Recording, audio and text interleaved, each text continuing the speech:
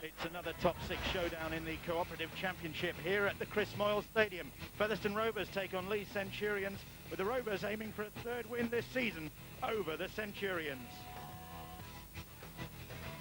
The Cooperative Championship table still led by Halifax, but only a point ahead of the Barrow Raiders. Widnes Vikings are in third place. Featherstone Rovers are in fourth. Then come Whitehaven and the Leigh Centurions making up the top six. Well, Featherstone with an injury problem ahead of this game. Their influential close season signing Iestyn Harris out with a torn bicep. Speculation that his season could be over, in fact, such is the seriousness of the injury. So Daryl Powell having to make changes. He has Ian Hardman at fullback. Then it's Tom Saxton. He too has passed a late fitness test. Ian Bell, Andy Kirk, John Steele. Kyle Briggs starts in place of Harris and partners Andy Kane in the halves.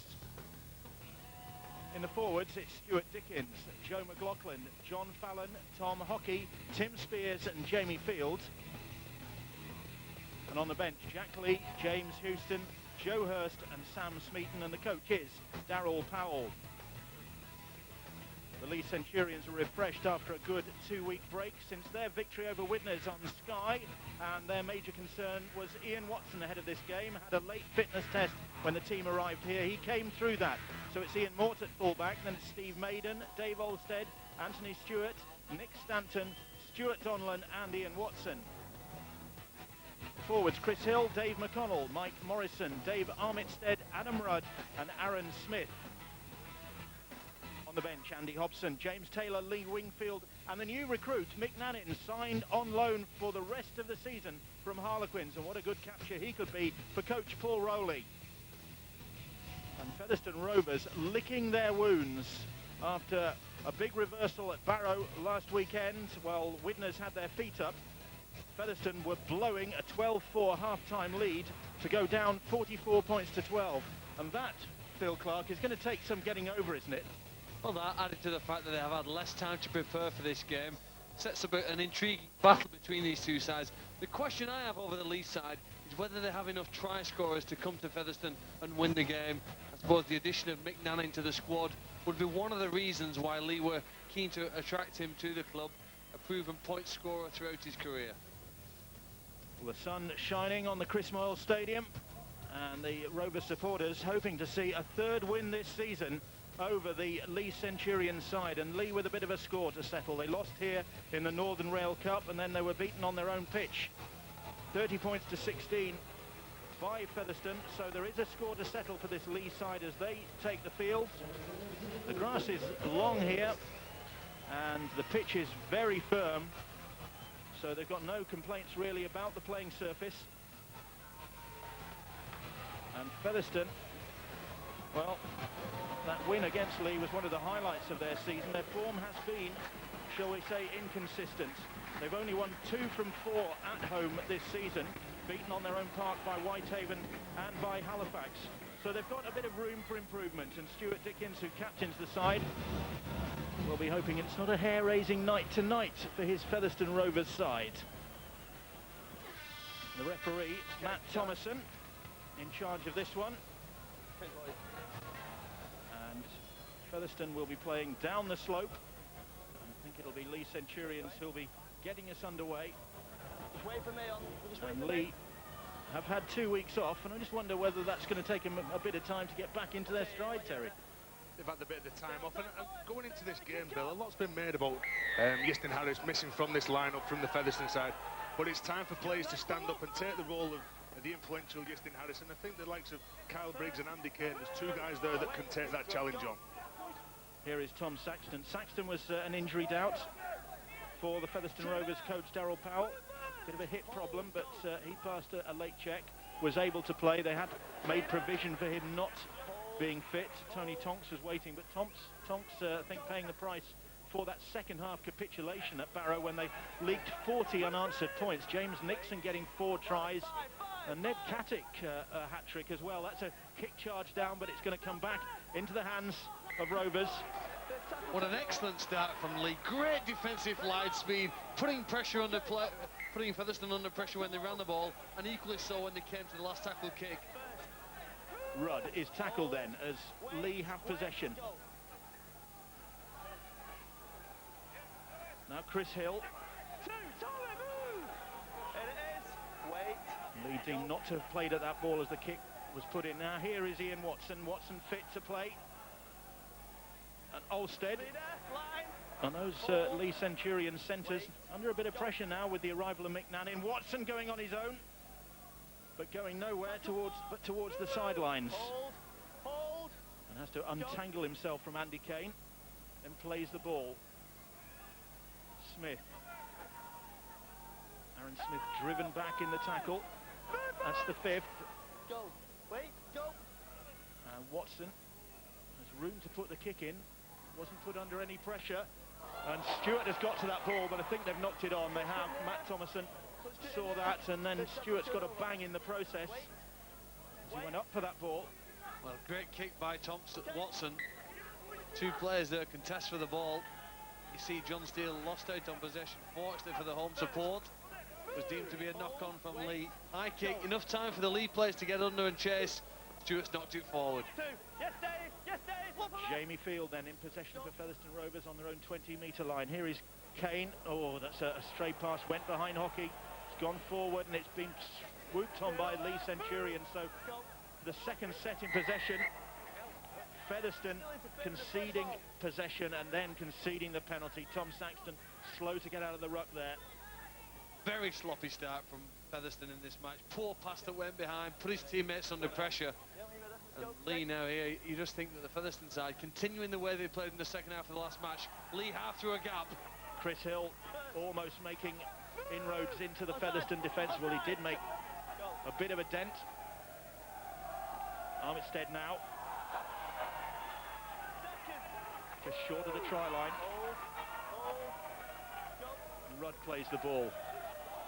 That's a stray pass and it's picked up by Kane. So scrappy from Lee Centurions there. Well, a quick look at the points table in this competition shows that Lee's biggest problem has been the ability to score tries. They're up close to opponent's line, but a miscommunication. The ball hits Morrison, it wasn't intended for him. Don't quite have the players to unlock their opposition defence at this part of the field. Some players are just instinctive try scorers, find a way over the line time and time again. Lee probably don't have several of those on show. Hardman plays the ball, then Spears. Second. Spears tackled just over his own 20-metre line. Spears brought into the side because Matty Dale was another casualty of that Barrow defeat. Injured in the process, and he too unable to take his place for Darryl Powell this evening, so Tim Spears came in straight into the starting lineup for Spears. McLaughlin plays that ball. The kick downfield from Kyle Briggs, and it's turned Stanton around. Nice and low. Well, what a brilliant kick. I'm sure the outcome was to trap the opponents deep close to the line. So many players kick the ball too hard, don't they? I don't know whether it's the adrenaline of the match. They recruit more fibres in the leg and they hit that ball and it rolls over the dead ball line. But nice piece of skill there from Briggs just to allow it to sit up close to the try line. Play the ball. So Lee now trying to work their way out of defence up the hill. Steve Maiden. That's what's been very impressive about Featherstone this year. The numbers that they get into the tackle. That guy Stuart Dickens really does lock up the middle of that park and challenges the opposition to come forward. They really do control the ruck again. The Lee plays landed on his front, but look at the slowness of that play of the ball. It was Armitstead struggling to his feet, and then Aaron Smith. That's the fifth tackle. Still just inside their own 40. So Featherstone restricting Lee's progress, and Watson with the kick. Inside his 40, hoping for a 40-20, but Hardman, the experienced campaigner that he is, well positioned, anticipating that. Across the field, Hardman. And cries of forward, go forward, words to that effect from the Featherstone Rovers supporters near us. I don't think it's too big a problem if he goes across the field. If he's able to then find a quick play of the ball to start the set strongly, but he wasn't. 4 men tackled him. He gained control in the arm wrestle of the set. When you go across the field like that, though, you've got to step off your foot, whether it be your right foot or your left foot. Go to the gap. You're very easy to pick off when you go sideways. Tim Spears, just inside his own half, plays the ball, and McLaughlin now. Joe McLaughlin, good run from the hooker.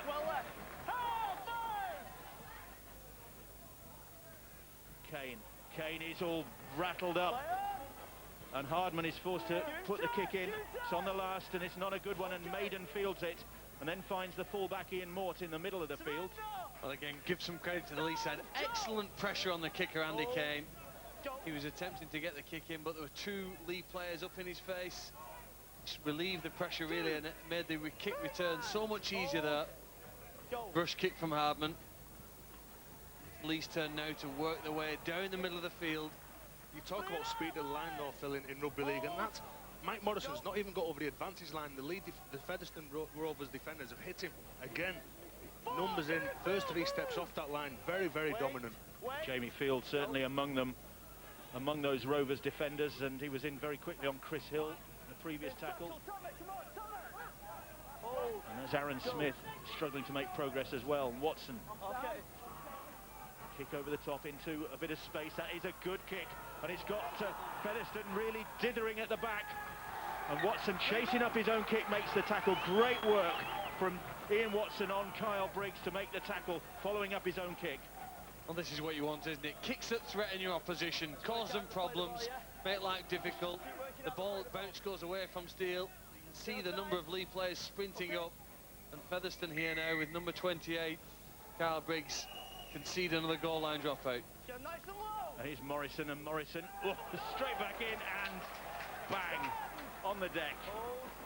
And Hockey in there leading the defenders for Featherstone. Now Armitstead's lost that ball, and the referee blows. Well, the defence of both sides has probably been better than the attack. Tim Spears is one of the players in here hitting hard in the tackle. It's up under the ball. Armitstead tries to get it free, but it goes forward. I don't know whether he quite lifted the player then off his feet. Certainly lost it forward. Jamie Field, and Fields lost that ball, and it's been picked up by Dave Olstead. Olstead, who got 2 tries in that Leigh win. Hold, onside, go. There's a similarity to Warrington's start in the game against Wigan, where Wigan were camped on the Warrington line for almost 8 minutes. Leigh on this occasion now be given lots of opportunity to attack good parts of the field.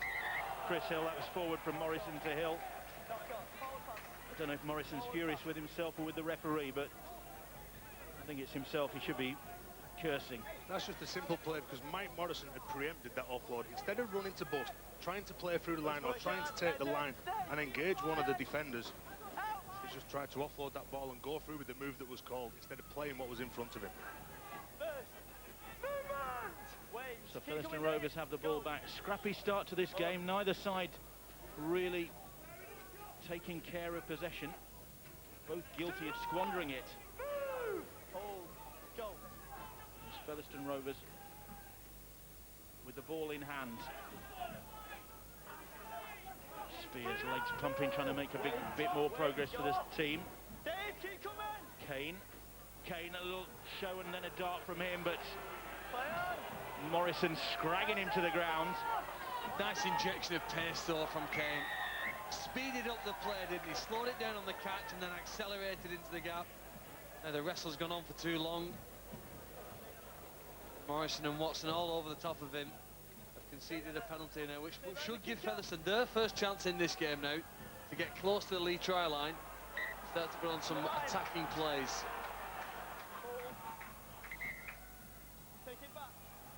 So the referee wants them to take it back to the right spot. Well, he shouldn't be given 2 attempts, but perhaps I'm too harsh on that. You're consistently harsh. Well, the referee made him take it on the right place. Everyone should know now it's 10 metres in for attack restarts. Tom Hockey. Hockey plays the ball about 12 metres out. Dickens, Kane, Briggs. Here's Andy Kirk. 3 tackles gone as Kirk plays the ball. And this is the closest either of the sides have been towards to the opposition try line, and they've made a mess of that, and again possession is coughed up. The coaches will be cursing down there on the sidelines or up in the stand, I should imagine. Well, again, it's a simple example of passing from the acting halfback, let the Featherstone side down. The first pass wasn't a good one, and then they've compounded that by forcing the second, intercepted by Watson. Okay, when you're ready. So relief for the Leigh Centurions, and Watson plants that one in the stand, in the sunny side of the ground. Hold, go. And here's Aaron Smith. Smith wants a Bradford ball and a World Club Challenge winner as well, not so long ago in his career. Wait, keep coming. Go. What? Plays the ball on the halfway line, and Morrison's gone without it. Neither side really at their best. Simple plays, penalties and simple plays. That's what the referee, that's what the coaches will be cursing. Can't afford to give up simple field position. Again now Leigh having to defend in their own half. Featherstone with all the attacking options. See what Leigh's defence can do. Briggs and Andy Kirk. Two spears dumped to the ground. 2 tackles gone. Dickens. Simple but effective from the captain. Direct route. Had an absolute blinding game when these two sides last met. And they could be in here. Ball coming back in field. They are in. Bell with the try. Ian Bell gets his 4th try of the campaign for Featherstone Rovers. Sign from Barrow Raiders, Ian Bell, and got a hat-trick on his debut in the big win against Doncaster 2 weeks ago, and he's on target for the first time this evening, as for the first time in this game, a side completes a set of 6, I think. Mike McConnell never looked comfortable, did he? Having to take the ball close to some defenders, and after Dickens' run have penetrated the Leigh defence, Featherstone had an overlap, 4 attackers, only 3 defenders, and they managed through the right passes to put it in the hands of Ian Bell, who scores the first try. Perhaps a little bit against the run of play. Featherstone's first real chance in the game to score, and they do it incredibly well. Hockey's ball back on the inside to Bell. Joy all round here for the Featherstone supporters. So Ian Bell gets Featherstone Rovers off the mark. He's had an erratic career, shall we say, Ian Bell, but bags of talent, and finished that one with considerable ease, just stepping back infield. Now Stuart Dickens will attempt to goal this. As Terry was saying, had a big game against Leigh in that win at Leigh Sports Village, when he kicked 5 from 6, and he scored a try in that 30 points to 16 win. Can he get off the mark here? The Featherstone Rovers behind those posts like it, so do the touch judges. And Featherstone are ahead by 6 points to 0. Bell, the try scorer, converted by Dickens, and Darryl Powell will have seen signs of improvement from his side there. And Stuart Dickens set up this try. This is what I say, when you run to bust, something good will come off the back of it. He goes through a couple of players, gets up, plays the ball as quick as he can. The Leigh defender's still not retreating. You see one gone up, one gone back. And that was good play, but credit to Stuart Dickens for that run. So Featherstone guarding possession there, keeping a hold of the ball, and that's what you can do with it if you cut out the errors. Stay behind the kicker. It's a simple game, Bill. You control possession, you be very disciplined, you don't give penalties away, and you've got a good chance in winning the game. Featherstone Rovers ahead, and they'll be looking to improve on a pretty leaky defensive record lately. They've conceded 26 tries in their last 4 games of Featherstone. If you include the 10 they shipped against Warrington in the Cup, but they let in 8 against Barrow, so they've got a bit of work to do in that respect. Onside there, Chris. Wait, go. They're ahead by 6 points to 0. And an impressive set here. Scored a try, maintained the concentration. Clear their own half. Oh, a pretty poor kick there. Well read by Watson. Well, I think Kane sort of stubbed the ground when he put that kick in. He was limping after he kicked it, so it was a bit of a misfire from Andy Kane there, and Leigh have it back. Cries of forward from the Featherstone Rovers supporters. And McNannon on the field already, wearing 38 for Leigh Centurions, so it's not taken long for him to get on the field and make his debut. Well, he's made a reputation of getting over the try line when his team or teammates are close to it. If Leigh can work to within that part of the field, Nanning would certainly be a good option for Leigh to throw wide to the right. So Leigh in possession. Okay. Kick stabbed in by McConnell, but fielded by Steele. Plays the ball, and now Featherstone having to work this one out from deep. Stand! Go. And Leigh will be hoping to force the error, and there's every chance of that given the way these two sides have copped the ball up so far this evening in the first 15 minutes or so. Well done. Kane, they're running it, and there you go. A pass that was dropping at his toes went backwards, said the referee. Just not enough power in the pass to get to the man. They did have some space, didn't they, wide? Now they're trapped close to a touchline. Late in the tackle coming. Saxton's through the gap. Saxton is through the gap. He's looking for some support. He's got Bell outside him, and he couldn't find him, couldn't take the pass, but they do keep it alive. Allen, and that ball has ended up in the hands of Chris Hill. Well, he almost had too many options when Saxton broke through close to his own line. Strong player and a strong run from the dummy half, but then with the support outside, couldn't quite find the men. Somehow Leigh recover, but Fallon has it. Kane flicks it back to Hardman, but it's too quickly. And Chris Hill was the Leigh front rower who'd worked hard to get back and help his team out from a spot of trouble. So a let off the Leigh Centurions there. They should have made more of that. Should Featherstone Rovers, and if Saxton had looked to his left, he had Ian Bell steaming up in support, and they wouldn't have caught Bell. McConnell with the run. Come on with me. Good tackle on him by Briggs. On the last, and Watson hoists that one into the sunlight, but that's going to drift out of play, out on the full. And a scrappy end to that set of six. And let's go down to the sidelines to find out about the Leigh injury situation. Here's Rod Studd. Yes, as you said, Bill, it wasn't a change they wanted to make. They didn't want to bring in McNally into the fray quite so soon. It's Dave Alston who's come off, limped off. They're working on the injury as we speak. So Nannin into the action a little sooner than Paul Rowley would have liked. Dave Olstead, I think, got injured against Widnes when they were last on Sky, the Leigh Centurions. Here they go with Nicky Stanton. Stanton taking them on. Hardman makes the tackle. And then the penalty goes against Featherstone. The tackle is complete. Turn it in. And again, Featherstone just trying to slow things down. Guys, penalty's here. So Leigh get the penalty. 4 feet. Well, Featherstone making life difficult. If they continue to give their opposition this much time attacking the line, surely they will crack. Here's Adam Rudd. Move 4 feet to the line. Rudd 4 feet. Go. pinned down by the Featherstone defenders. And that's good defence from the Rovers to drive Andy Hobson back. And Hobson has to work his way back to his feet. Crowd thinking they saw a knock on, and here is Nannin now, and Nannin using his strength to bulldoze towards that try line. He's over it, but I think he's held up. He is. But an early indication of what you get when you bring Mick Nannin into the side. Strength, bags of that. Take it in.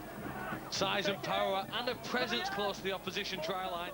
Held up, he returns now 10 metres out, and the tackle count continues. Great opportunity this for the Leigh Centurions and Armitstead. Tackle by Spears, Jamie Field in there as well. Here's Watson. Watson again tries Nannin. Nannin this time gets the ball out wide, and Maiden just short, or is he? It's going to be a call for the video ref, Gareth Hewer, because right in that corner, did Steve Maiden get the ball down, or did they manage to force him into touch? Well, great effort. Last tackle play here. Can Maiden ground the ball before his hand hits the side? Not quite convinced from that angle. We may get to see it another time. He knows he's on or over the line. It's just a matter now of trying to get the ball down on the line. I think maybe, Bill, we may see this awarded as Leigh's first try. The ball underneath the body. No, I think his arm hits that whitewash. His hand hits the whitewash before the ball gets to the ground. It's Gareth Hewer's view that matters. The ball's still up there, and his hand's down on the whitewash. Well, I'm not as convinced as you, Bill. I'd like to see the conclusive evidence that says his arm hits the dead in goal line is the one you're referring to. Is that the one you're referring to, the line, yes. Dead in goal? The corner flag moves, but It's not him. I don't think it's he that hits the corner flag, is it? I don't think it is either. I think the ball's down there, Bill. I'd be tempted to award that. Again, we saw how dangerous Mick Nannin can be. This time he provided the pass. to his teammate Steve Maiden. And I don't think his fingers are touching the line, Bill. It's a fingertip decision for Gareth Ewer. Unless he's got 12-inch fingers, Bill. That's a try. Oh, ganging up now. Yeah, 2v1, we've got you. I don't think there's any getting out with the way from that corner, The Bill. little finger is up. It's as if he's drinking a cup It's his of little tea. pinky. It's his little pinky finger. Very delicately done by Steve Maiden, but is it enough to get him the try? It is! Maiden just managing to squeeze that ball down before he hit the whitewash. And he gets his 5th try of the season. And it hasn't taken long for Mick Nannin to make an impact in the championship, returning from Harlequins. Denied a try, then setting up one for his teammates. Well, I think we shouldn't underestimate just what a good finish this is here from Steve Maiden. He has a lot to do in that part of the field. Don't forget, you've got Tom Hockey, Tom Saxton involved there firstly. Tom Hockey's the one who comes over with Kane. There's a lot of scoring here from this player. Last tackle play, Lee goes to Watson as they invariably will, and it's a quick catch and pass there. He has to retreat very quickly, Ben, because he was in front of Nannin when he first got the ball.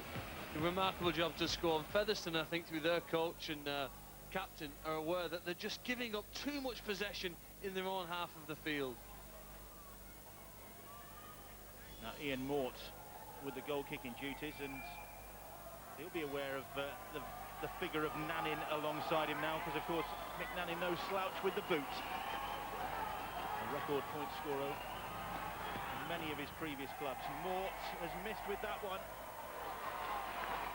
but it's Featherstone Rovers 6, Leigh Centurions 4 now here at the Chris Moyle Stadium.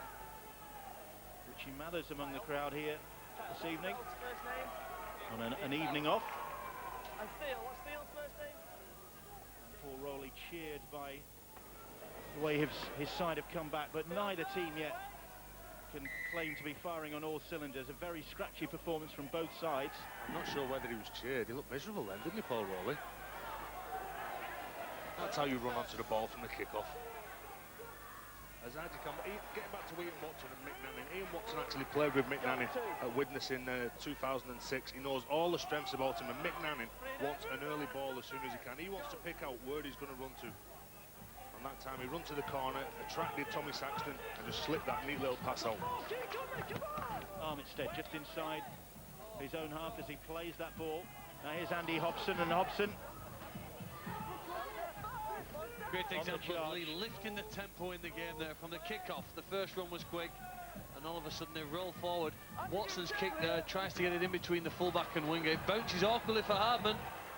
And Hardman caught in two minds there about whether that was going to go all the way or not, and in the end he paid the price, because that will be a goal line dropout. And that is unbelievable, isn't it? From a kick-off, they've come right the way up the park. They got into the opposition's 40, they put pressure on the kick, and they forced a goal line dropout. What a fantastic set of six from the Leigh side. This is going to be interesting. How much distance can Featherstone get on with this ball? Probably 10 yards shorter than most pitches. Briggs with that goal line dropout then. It's Watson who gathers it bravely. Hurls himself at the Rovers defence. It's Ian Bell who stops him in his tracks. Lee Wingfield plays the ball just inside that Featherstone Rovers 20. Here's Armitstead now. Armitstead straightens up. What a brilliant pass from Dave McConnell. The width it's given Leigh now to attack again. Coming to the left, Donlan. Donlan swoops the pass out to Stewart. Stewart looking for an offload. Mort. Here's Rudd now. Rudd taking on the Featherstone Rovers defenders. That's the 5th tackle. As Rudd plays the ball, Watson, crossfield kick, and that's too strong for everybody, and out on the full. Maiden couldn't get high enough. So that comes to nothing. Watson put the kick in. They're trying to build a nice combination between Maiden and Nannin. His idea was to hit the ball back inside and see if Nannin could take it in and power over from close range. See how Leigh can focus here now, whether they can transition from attack to defence and again put Featherstone under pressure, who struggled with the simple ball control coming away from their own try line. Hardman didn't play the ball correctly, and the penalty goes against Featherstone Rovers fullback. He's facing Pontefract there, I think. Go back your 10 boys. No, that's the other way. With a touch, judges. Wait. He's not facing the right way anyway. And the penalty awarded to Leigh, and they've opted to go for 2 points. And that's symptomatic of the first 25 minutes, not just from Featherstone Rovers, but from Leigh. Neither side really firing on all cylinders yet. No, I think the skill level from the ball players and the creative guys out there hasn't really been as good as we would expect on a Thursday night. For the passing and certainly the accuracy of the kicking, a little bit substandard.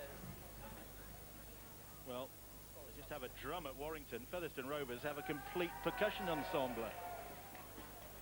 You know, with the amount of times they've had attacking, I'm not so sure kicking at goal here. The Calypso band go quiet. Nice bit of respect here for Ian Mort. Do you think they support Featherstone? You don't have to go quiet. It's Mort from bang in front of the posts to level the scores now. Does that without any problems, and it's 6 points apiece here at the Chris Moyle Stadium. Mort with the penalty success. I'm just not a believer that at this time in a game, kicking at goal is really that advantageous. Not from that close to your opponent's try line. But do you think they're that confident though, Phil? In the last set when they scored a try after that, they've gone 100 yards in the kickoff, so they're confident in the dominance going forward. Well, I'm not sure whether they thought they would just take a break in the game, but if you get close to your opponent's try line, the game rugby league, you've got to score tries if you want to win it, generally speaking. A high restart, and Ian Watson squinting into the sunlight, but took the ball comfortably enough, and then Leigh Wingfield came running onto it. Armitstead dragged back by the Rovers defenders. 6 points apiece here. 25 minutes gone. Here's Hobson, sent off in that Northern Rail Cup tie earlier in the year for a high shot on Tom Hockey, I think it was. So he'll have to be on best behaviour. Here's Wingfield now. Just had to check to take that pass. Wasn't really motoring when he took it. That's the 5th tackle. And they're inside, just inside their own half as Watson receives the ball and drills a kick in. It's not to be a 40-20, but it's still a well-placed kick, and Hardman tight to the touchline has to field it, and there's a good chase there to close him down. I think Leigh are relieved that the ball stayed in play, Bill. They fancy now keeping this pace up and asking the Featherstone side, who've done a lot of defending in the game today to this stage, to now get involved, and that's the reason why I think Saxton's running from dummy half. Saxton looking for another break. He's already unhinged this Leigh defence once this evening, hoping to do it again. Joe McLaughlin. Here's Jamie Field. Field for Kyle Briggs. Once with Doncaster, another player to move on after the fallout at Doncaster. Had a good season last year in National League 2. Here is Jamie Field, and Field almost through. Wingfield clinging on to his bootlaces. Here's Kane. Kane. Aaron Smith was tugging him back as he put the kick in. Oh, that's good work from Maiden. Skipped past the first defender. Gets his side up to the 40. Referee telling him to get to his feet to play the ball, not to milk it. That's the first sign of fatigue for Featherstone, when the line going down to chase the kick has gaps in it. Aaron Smith now. Smith. Tackled by Stuart Dickens. Wingfield. Again, Wingfield just having to adjust to take that pass and losing a bit of momentum. 4 tackles gone, and this set of 6 for Leigh Centurions. The sides level at 6 points apiece here. Armitstead, Donlan, and Donlan very quickly closed down by Kyle Briggs, and they were offside, says the referee.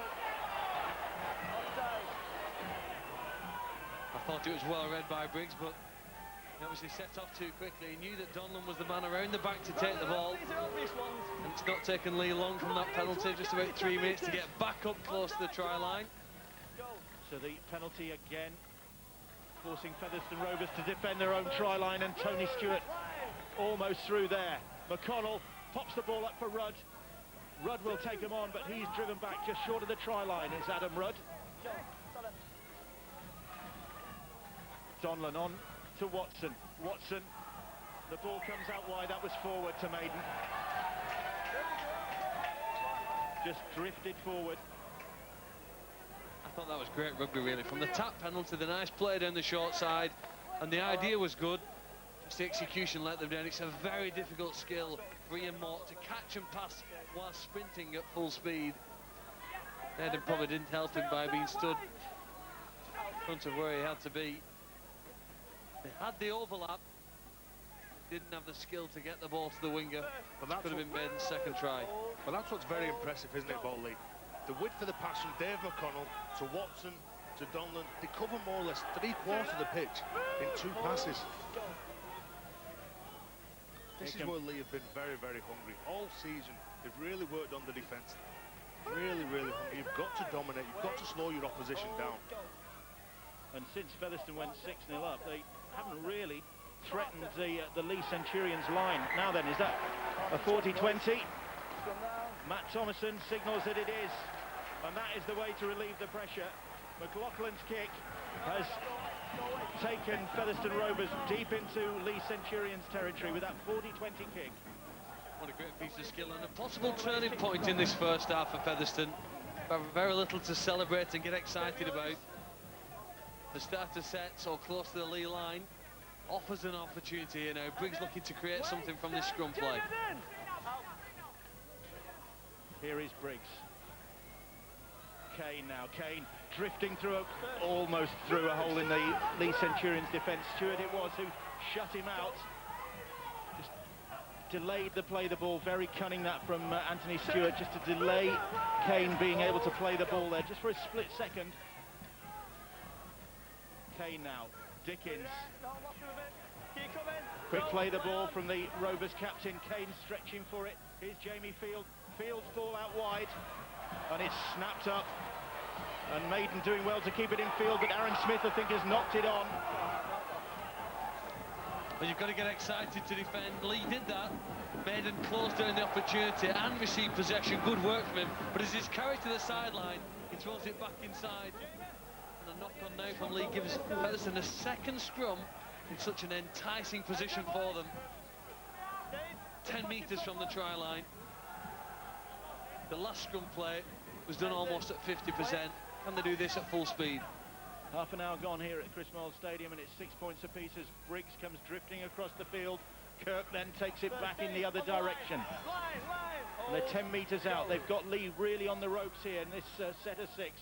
Here is Briggs once more. Briggs stepping back in field, looking to just squeeze a pass back inside, but couldn't get the ball away. Coming down the short side with Spears. Spears trying to spin his way out of trouble. Now they change direction. Run around involving Kane and Dickens. Here's Jamie Field. Field. 4 tackles gone as he struggles to get to his feet and play the ball. Kane trying to duck under the defenders that time. That's the 5th tackle. Can the Centurions weather this particular storm? The ball is fired up. It's a straight pass and it's easily picked up, and that was a nothing end to that set of 6, and it was a knock-on, says the referee. Stewart protesting that he was impeded as he got to his feet to play the ball. Darryl Powell can't believe that. Well, it's because Leigh just passed it to none of his teammates. Too many options and non-selected. But every team in rugby league gets a chance to attack their opponent's line. It's just the nature of the game and the flow of this sport. There will be a period when you get close to your opponent's line. He's taking these opportunities. Look at this here now. And Featherstone almost squandering possession there. Anthony Stewart was very lucky not to be penalised on that occasion for incorrectly playing the ball. As it was a scrum. And Featherstone have it back, but they're making a bit of a meal of trying to take advantage of this possession until Hockey gets the pass in. The ball's still loose. It's another knock-on, and I think it's going to be head and feed to Featherstone again. Well, Dickens is good, isn't he? He's a big, strong carrier of the ball, but he's also a skillful player. Hockey released it to him, and it's quick hands through. He's trying to find Tim Spears, but the number 4 for Leigh, Stewart, Tony Stewart, knocks it forward. Again, a familiar scrum option. Briggs goes wide to the left, but it's towards the sideline. Watson dragging him down. Now Ian Bell, and Bell taking on Mick Nannin. Those are 2 big characters there in the centres. They're both real sturdy figures. And Nannin stopping the progress of his opposite number. Here's Hockey now, and Hockey still trying to wriggle his way clear of the Leigh Centurions defenders. They're trying to drag him back. They have done. He's got the ball away. Play on, says the referee, and they're offside. Well, it's a penalty. I think he's now said, actually, Bill, a ball steal. That's why it flicked up late in the tackle. Here's Jamie Field, and can Field ground it? Has he got the ball down? He has. And eventually, Featherstone Rovers managed to take advantage of a real glut of possession. They had 4 sets in a row, and it looked as though they were going to blow it. And on the 5th set, they managed to get over the try line. Jamie Field, the try scorer. Well, there's the one that was a ball steal. To get another opportunity close to the line. And Jamie Fields looked too big, too strong, and too determined at times for some of these Leigh defenders. It's far too easy the way he just crashes in between a couple of players here. Bit of footwork, puts it down, determined, fed up of all this passing around. Let's just get a try. Yep. If all else fails, just go for the most direct approach, and that's what Jamie Field did to get his 5th try of the season. And now another long server, Stuart Dickens, the longest server at the club, with this conversion attempt, which he's successful with, to put Featherstone Rovers back into the lead by 12 points to 6. They made pretty heavy weather of getting there, Terry. Mistakes, penalties, field position, all in Leigh's 20. Defending 5 sets in their own line, and it was just a big determined run from that guy in your picture, Jamie Field. There was just no stopping him close range. So coming up towards half-time, Featherstone Rovers have their noses in front. And Leigh have a bit of work to do to achieve parity again. Saxton fields that kick.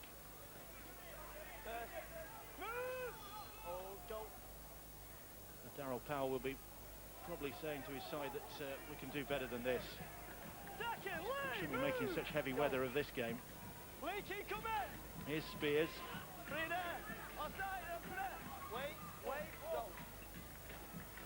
Now here's Stuart Dickens. Been with this club from the word go really since 1998. Just had the 1 season with Salford and came back here where he belongs. And now Featherstone looking to end this first half. I thought you were going to say he's been with him since 1900 then, Bill. Briggs puts the kick in. Featherstone looking to end the first half on a positive note. Well, it's looking pretty positive. They've got the ball back from that kick. Leigh couldn't deal with it. And it's eventually, I think, after all that scrambling around, in the hands of Dave Armitstead. But that was a real tangle. He spotted another knock-on, has the referee. And this set 6 was always going to be interesting to see how Leigh can defend. With that kick-off, he had 6 set to 6. Now here's the mistake by Armstead. This is where he loses the ball. Again, Leigh are attacking. Well, they've had 6 set to 6. They've had to defend. They've had to get behind the ball, try and bring it forward. A good kick from Featherstone, and now attacking again in Leigh's territory. Briggs, here's Bell looking to use his strength again. And Bell has lost the ball. And it's been picked up by Armitstead, and so another error. And I thought maybe there should have been a penalty to Leigh. The man was tackled. Bell hit the Steve Maiden, the Leigh winger, without having the ball, but the referee missed it. So did the touch judge. Might have had the sun in his eyes. Oof, that was an ambitious pass from Watson. Aaron Smith took it. Here's Nanin, and Nanin's pass. Oh, dear me. Maiden never had a prayer of getting to that one. And it looked a tired pass, didn't it? Featherstone were up really quick, putting a lot of pressure up on Leigh. But watch this. It tracks Saxton. That was nowhere near for Steve Maiden to get, even with a 9.9 dive. Not sure where he could have gone it had he taken it anyway. There were 3 defenders pressing in from the inside. I don't think Martin Afire could have broken from that part. So once again, Featherstone handed possession. Leigh Centurions not doing themselves any favour. Again, Hardman didn't exactly play the ball correctly there. We were being picky. Briggs, Spears cannons off the challenge of Jimmy Taylor.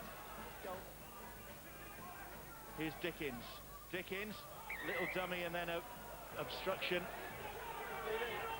An instant whistle there from the referee, Matt Thomason. James Houston, the culprit, I think.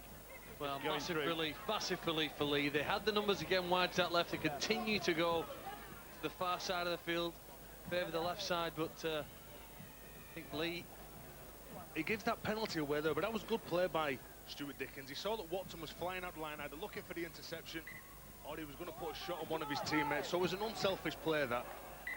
2 balls on the pitch. Tom, take it off. Coming up to half-time. Featherstone Rovers lead by 12 points to 6. Here's Hill. First. Onside, come on. Wait, hold, wait. Hill will play the ball just inside his own half. Here's Nicky Stanton. Haven't seen a great deal of the winger this evening. Onside, Stuart.